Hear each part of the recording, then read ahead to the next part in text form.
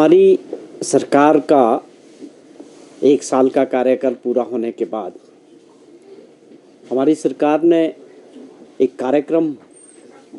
आज से शुरू किया, जिसमें सरकार गांव के द्वार, इस कार्यक्रम का नाम तय किया गया। इस कार्यक्रम में क्या होने वाला है कि आज माननीय मुख्यमंत्री जी खुद नदौन के दौरे पे हैं। इस कार्यक्रम का आज शुरुआत हो रहा है और उसी तरह से कैबिनेट मिनिस्टर्स अपने अपने जहाँ जिसकी ड्यूटीज़ लगी हैं, इस कार्यक्रम का आज आगाज़ हो रहा है। इसके पीछे क्या सोच है कि लोगों के बीच और गांव के साथ लोगों से संवाद बनाना है सरकार का। और 1 साल का जो कार्यकाल है हमारी सरकार का, कांग्रेस पार्टी की जो सरकार हिमाचल प्रदेश में लोगों के आशीर्वाद से जो बनी और जिसका नेतृत्व ठाकुर सुखविंदर सिंह सुक्खू जी कर रहे हैं, हमने 1 साल में हमारी सरकार ने कौन से ऐसे फैसले जनहित में लिए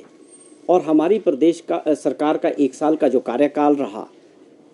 उसमें कौन सी अप्स एंड डाउन्स रही, कैसी अनुभव रहा और कौन से बड़े फैसले जो है हमारी सरकार ने लिए, इस सारी बातों की जानकारी हमारी सरकार लोगों को गांव के स्तर पर लोगों के बीच जाके देना चाहती है। और इस कार्यक्रम को इस मंशा के साथ शुरू किया गया। और इसमें एक और अलग तरह का अनुभव होने वाला है कि जो हमारी पंचायत में जो ग्राम सभाएं होती है, ये हमारी सरकार ने एक नया प्रयोग शुरू किया है कि उन ग्राम सभाओं में हमारे जो ड्यूटीज़ लगेगी, मिनिस्टर्स जाएंगे और पूरे अपने प्रशासनिक अधिकारियों के साथ वहाँ पर जो है ग्राम सभा में लोगों के बीच जाएंगे, लोगों की बात सुनेंगे। उस ग्राम सभा के अंदर कौन से ऐसे मुद्दे जो लोगों के, हर जनता के हैं, उनका जो निवारण है, जो हमारी सरकार के मंत्री जाएंगे, अधिकारी जाएंगे, पूरा प्रयास किया जाएगा कि लोगों की समस्याएं उनके द्वार ही उसका निवारण किया जाए। ये प्रयास भी हमारा एक अपने आप में अनूठा है कि हम जो है बिना खर्चा किए, जैसा पिछली सरकारों में होता रहा कि उन्होंने उसके लिए बड़े प्रोग्राम्स बनाए और उस पर करोड़ों रुपए के खर्चे हुए, उस पर कई बार बातें उठी कि उसका क्या लोगों को फ़ायदा हुआ, लेकिन हमारी सरकार ने और मुख्यमंत्री जी ने इस बात को समझते हुए ये कार्यक्रम तय किया है कि इस कार्यक्रम के अंदर जो है, जहाँ मिनिस्टर्स अपने अपने क्षेत्रों में जाएंगे, सभी विधायक अपने अपने क्षेत्रों में जाएंगे, लोगों के बीच रहेंगे अगले काफ़ी दिनों तक। और प्रयास रहेगा कि हर गांव में जाके गांव वासियों की, उनकी लोगों की बातें, उनकी समस्याएं उनके द्वार जाके सुने जाए। और उसके बाद उनके बीच ये बात भी जिक्र होगा कि हमारी सरकार ने कौन से बड़े फैसले जो है 1 साल के अंदर किन परिस्थितियों में किए। चाहे वो आप देखें कि जो आर्थिक स्थिति थी वो कितनी बदहाल थी, उसके बावजूद विकास की गति को बनाए रखना और बड़े फैसले प्रदेश हित में, जनता के हित में लेना, या उसके बाद आपदा का दौर कैसा रहा, उस आपदा के दौर के दौरान किस प्रकार की कार्यशैली सरकार की, माननीय मुख्यमंत्री जी की रही, वो उसका जिक्र करना और फीडबैक लेना लोगों से कि लोग क्या सोचते हैं, गांव में लोगों की क्या सोच है, वो इस सरकार से क्या उम्मीदें लगाए हैं, या उनकी उम्मीदों पे ये सरकार 1 वर्ष में कितनी खरी उतरी है। ये सारी बातों की रिपोर्ट कार्ड भी तैयार होगा, लोगों के बीच उनकी बातें भी सुनी जाएगी और हम अपनी बात भी रखेंगे कि हमने कौन से बड़े फैसले लिए हैं और जो हालात हैं, बड़े फैसले लिए हैं हमारी सरकारों ने और किन परिस्थितियों में कैसा आपदा के दौरान जो विपक्ष के लोग हैं बार बार मीडिया के ज़रिए बयानबाजी करके विपक्ष के नेता ये बताने की कोशिश कर रहे हैं कि सरकार ने 1 साल में क्या किया। उन सभी चीज़ों का जवाब मीडिया के ज़रिए भी देंगे, लेकिन लोगों के बीच भी देंगे कि आप क्या थे, आपदा के समय में आपका क्या रोल रहा, आपने, विपक्ष ने क्या भूमिका निभाई। आपदा के दौरान जो विपक्ष के लोग हैं बार बार मीडिया के ज़रिए बयानबाजी करके विपक्ष के नेता ये बताने की कोशिश कर रहे हैं कि सरकार ने 1 साल में क्या किया। उन सभी चीज़ों का जवाब मीडिया के ज़रिए भी देंगे, लेकिन लोगों के बीच भी देंगे कि आप क्या थे, आपदा के समय में आपका क्या रोल रहा, आपने, विपक्ष ने क्या भूमिका निभाई। जब हिमाचल प्रदेश के लोगों पे सबसे बड़ी आपदा आई तो आप लोगों का क्या रोल था। बड़े सरल स्वभाव में कि आप बताएं, पूरा मौका आपको भी मिलता, आप भी बताएं कि आपका क्या रोल रहा जब विधानसभा में सरकार स्पेशल सेशन बुलाया गया और उसमें आपदा के समय भारत सरकार से आपदा घोषित करने के लिए या स्पेशल पैकेज लेने के लिए जो प्रस्ताव विधानसभा में रखा गया, हम उसमें जानना चाहते हैं। ये लोगों को भी बताएंगे कि उस प्रस्ताव के समय जयराम जी और भाजपा के विपक्ष के लोग वो किस स्थिति में थे। क्या उन्होंने उस प्रस्ताव का समर्थन किया? क्या हमारा हक नहीं है, भारत सरकार से हमको मदद नहीं मिलनी चाहिए? क्या 10,000 करोड़ रुपए का नुकसान नहीं हुआ है? हमने पूरे उसके एवज में सारे कागजात भारत सरकार को सौंप दिए। हमारा ये अधिकार है फेडरल सिस्टम में। जब हमारे सारे टैक्सेस, आप जीएसटी की बात करें, आप इनकम टैक्स की बात करें, जब सेंट्रल पूल में जाते हैं तो हमारा अधिकार भी है कि जब हम बुरे वक्त में हैं, आपदा में हैं, तो हम क्यों ना मांग करें भारत सरकार से कि हमारा हक मिलना चाहिए। 10,000 करोड़ रुपए का नुकसान है जिसमें लोगों का नुकसान हुआ है, लोगों की संपत्तियां गई, लोगों ने जानें गंवाई हैं, वहीं सरकारी संपत्तियों का बहुत नुकसान हुआ है और उसकी भरपाई करना, द्वारा से लोगों को राहत देना,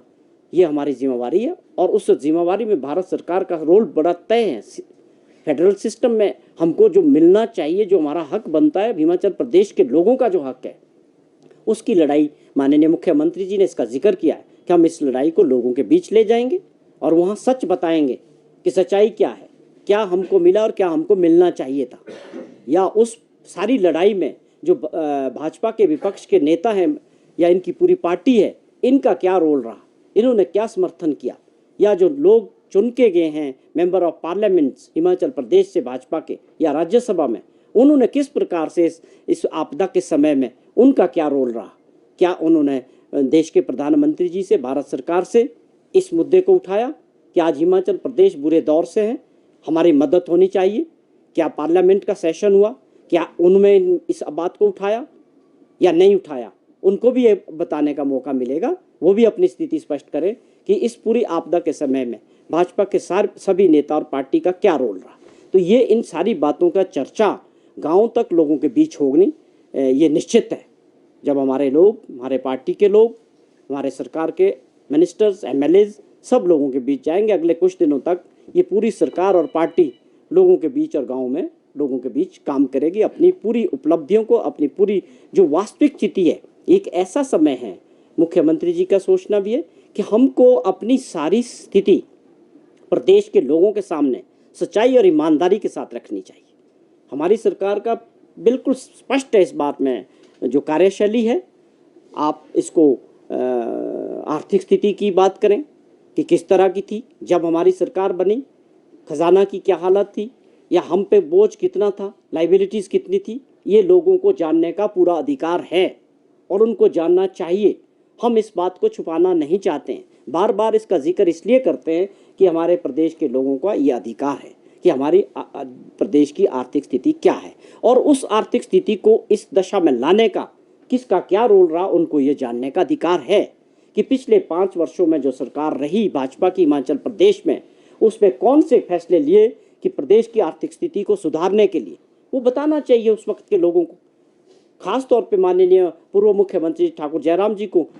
हर वक्त प्लेटफॉर्म मिलता, उनको बताना चाहिए कि उनके 5 साल के कार्यकाल में कौन से बड़े फैसले हुए। डबल इंजन की सरकार में कौन सा पैसा भारत सरकार से हिमाचल प्रदेश को स्पेशल पैकेज के तौर पे मिला, या केवल आपका मॉडल जो था वो केवल कर्जे लेने वाला डबल इंजन मॉडल था, कर्जे के बोझ से दबा दिया प्रदेश के लोगों को। तो ये मॉडल था। आप इसका जवाब देना चाहते हैं, आपको देना चाहिए, आपको बताना चाहिए।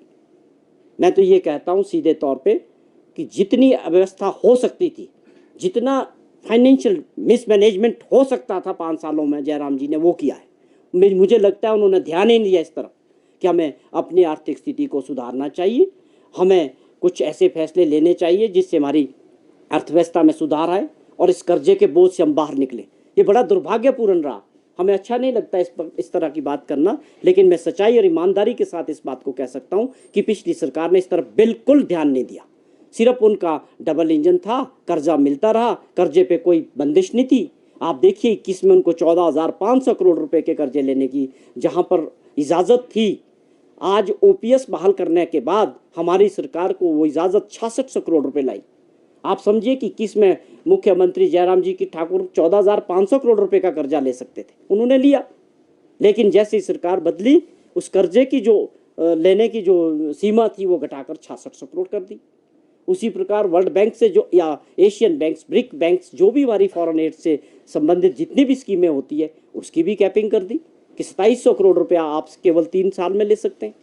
भारत सरकार की मंशा क्या है? क्या हम लोग फेडरल सिस्टम में फिट नहीं बैठ रहे हैं?